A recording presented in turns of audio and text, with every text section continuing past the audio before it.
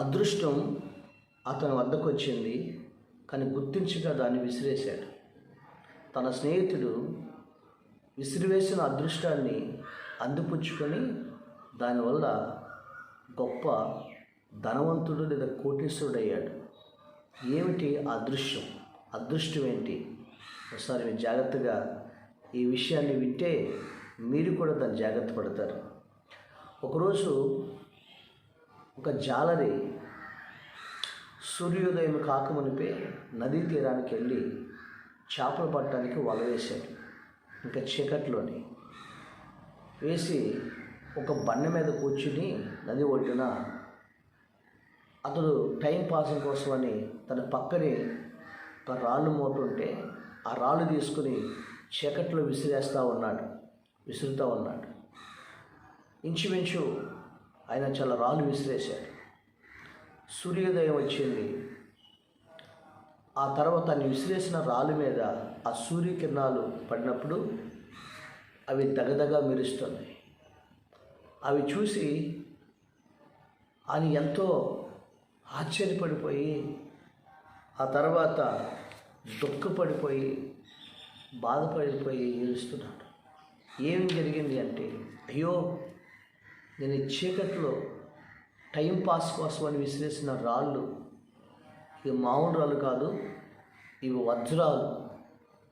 నేను ఎంతో గొప్ప సంపదని, కోట్లు విలువ చేసే ఈ వజ్రాల్ని నేను నదిలో విసిరేశాను అని దుఃఖము, ఏడుపు, బాధతో గట్టిగా వేడిచేసి ఆ దుఃఖములో అతను వేసిన వలన కూడా వదిలిపెట్టేసి ఇంటికి వెళ్ళిపోయాడు. ఆ విషయాన్ని తన ఇంట్లో వారు చెప్పాడు. ఆ ఇంట్లో తల్లిదండ్రులు అందరూ ఉన్నారు. ఒరే మూర్ఖుడా, ఎంత పని చేసావురా? మన జీవితాన్ని, మన పేదరికాన్ని మార్చివేసే ఆ గొప్ప సంపదని నువ్వు నదిలో విసిరేసి వచ్చావు అని వాళ్ళు తిట్టుతూ ఉన్నారు. అప్పుడు ఇతడు అదే తలంచుకొని బాధపడుతూ ఏడుస్తూ చీకటి గదిలోకి వెళ్ళిపోయాడు. అయితే చీకటి గదిలోకి వెళ్ళిపోయి అక్కడ రోజులు గడిచిపోతున్నాయి. అయ్యో, నాకు వచ్చిన అదృష్టాన్ని చేతులారా నేనే విసిరేసినానని దుఃఖములో రోజులు, నెలలు, సంవత్సరాలు అలా గడిచిపోతూ ఉన్నాయి. అతను దుఃఖంలోనే అదే ఆలోచించుకుంటూ ఉండిపోయాడు. ఒక 15 సంవత్సరాల తర్వాత ఒక న్యూస్ పేపర్ ఇంటర్వ్యూలో ఒక వ్యక్తి ఇంటర్వ్యూ ఇస్తున్నాడు. తను ఎలా గొప్పవాడయ్యాడు, తను ఎలా ఒక డబ్బున్నవాడు, పేపర్లో ఇంటర్వ్యూ ఇస్తున్నాడు. ఆ ఇంటర్వ్యూలో ఏంటంటే, ఆ ఇంటర్వ్యూలో తన జీవితం గురించి, తన పెరిగిన వాతావరణం, తన చిన్న వయసు గురించి ఇంటర్వ్యూలో చెబుతూ, నా దశ ఎలా మారింది, నేను ఎంత గొప్ప ధనవంతుని ఎలా అయినాను చెబుతున్నప్పుడు అది ఈ జాలరి వింటున్నాడు.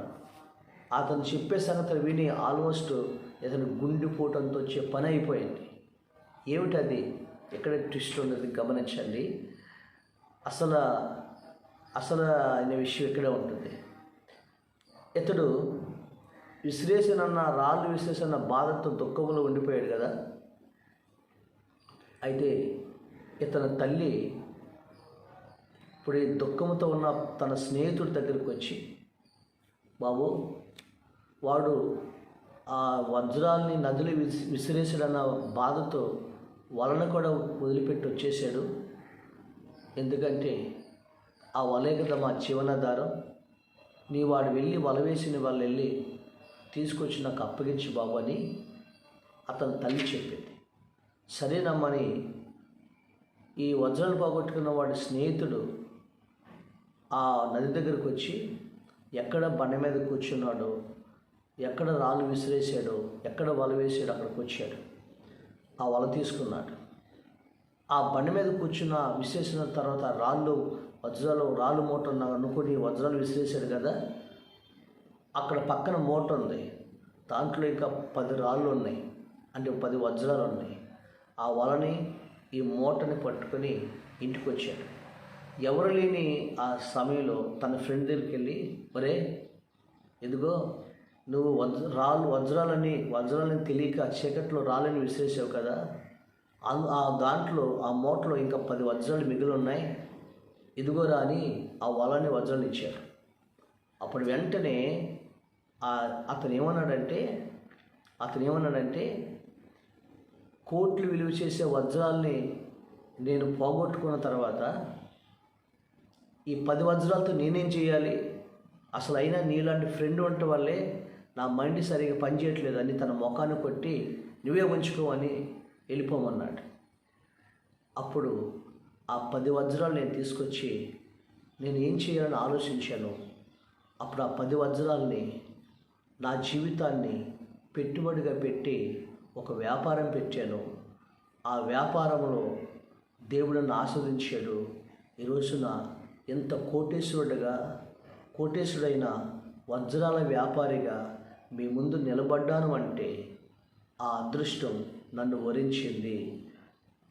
అతడు విసిరేసిన ఆ 10 వజ్రాల్ని నేను దాన్ని సద్వినియోగం చేసుకుని జీవితం పెట్టుబడి పెట్టి ఈరోజు కోటేశ్వరుడయ్యాను అని తన ఫ్రెండ్ చెప్పాడు. దేవుని స్తోత్రం. అది విని మనోడికి ఆటోమేటిక్గా గుండె నొప్పి వచ్చేంత పని అయిపోయింది. జ్ఞాపకం చేసుకుంది. అతను ఇంక 10 వజ్రాలు మిగిలి ఉంటే దుఃఖములో వాటిని కూడా చేజార్చుకున్నాడు. ఈరోజు మన జీవితాల్లో కూడా కొన్ని సమయాల్లో మనం కూడా ఇలాగనే మనకు వచ్చిన అవకాశాన్ని మనం ఇలాగనే వదిలేసుకుంటాం.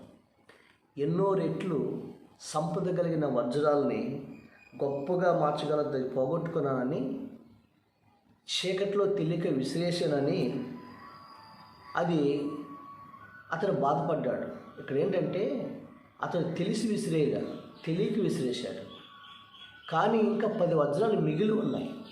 ఆ మిగిలి ఉన్న వాటితో అతడు సద్వినియోగం చేసుకుంటే గొప్పవాడయ్యాడు. అంటే మూటలు ఇంకా వజ్రాలు మిగిలి ఉన్నాయి. ఆ మిగిలి ఉన్న వాటి మీద సూర్యకాంతి పడి ఇదిగో ఇవి కూడా పడేట్టు చేసి జాలరి నీవు ఈ చేతులారా విసిరేసుకున్నావు, పోగొట్టుకున్నావు, ఇంకా 10 వజ్రాలు మిగిలే ఉన్నాయి, వాటినైనా నీ జీవితం మార్చగలదు అని చెప్పింది కూడా అదృష్టమే కదా. కానీ అదృష్టం అనేది మన ముందుకు వచ్చి నిలబడదు. అనేకమైన పరిస్థితులు, అనేకమైన సిచ్యువేషన్ల గుండా క్రియేట్ చేస్తాయి. దాన్ని మనం గుర్తించినప్పుడే దానివల్ల మనం సద్వినియోగం చేసుకుంటే మన జీవితాన్ని ఎన్నో రెట్లు మనం గొప్పవాడిగా మార్చగలుగుతాం. దేవుని స్తోత్రం. గొప్పవాడిగా మనం మార్చగలుగుతాం. ఒకటి, చీకటి అంటే ఏంటి? అతనికి ఒక 10 రాళ్ళు మిగిలి ఉన్నాయి, కానీ దాన్ని వదిలేసుకున్నాడు, గుర్తించలేకపోయాడు. అంటే చీకట్లు విసిరేసుకున్నాడు. ఏంటంటే ఇక విసిరేసిన రాళ్ళు 40-50 రాళ్ళు ఉంటాయి. విసిరేసిన రాళ్ళు గురించి ఏంటి తెలుసండి?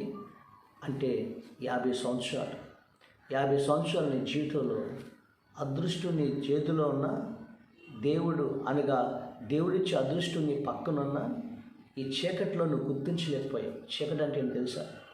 జీవితాన్ని పక్కన పెట్టి పనికిమాలినటువంటి సోషల్ మీడియా, వెబ్ సిరీస్, తర్వాత సినిమాలు, అమ్మాయిలు అబ్బాయిలని, ప్రేమలని, ఇలాంటి వ్యవహారాల వల్ల రాజకీయాలు వాళ్ళు తనుకున్నారా, ఎలా చచ్చాడా అని ఇలాంటి వాటిని చీకటి అంటారు.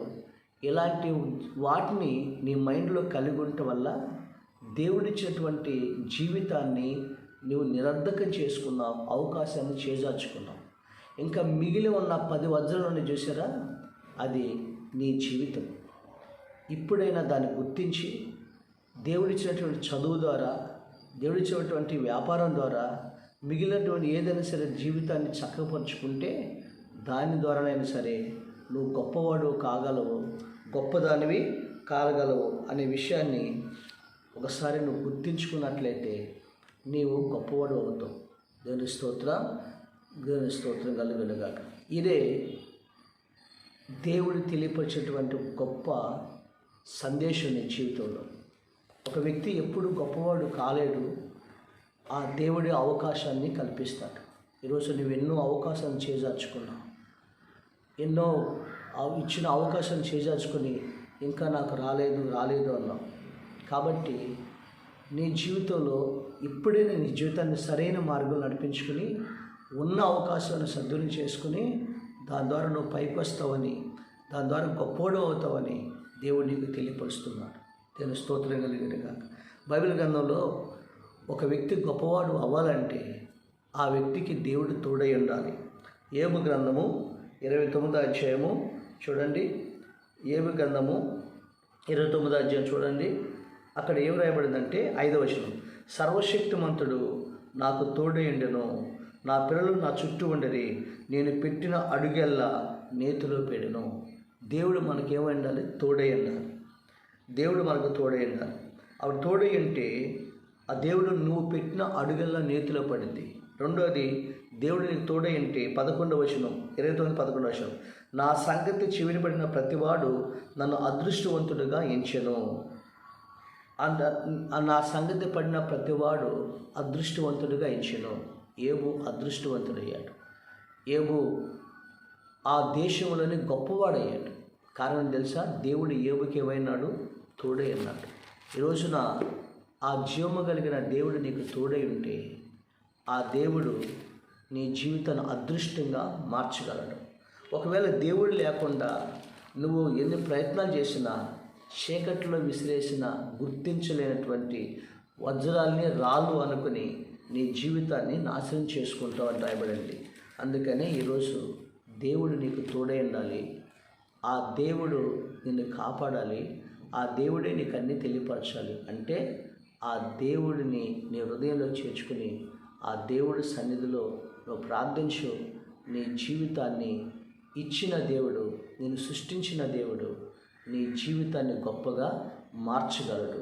ఆ దేవుడే యోబుకు తోడయండి.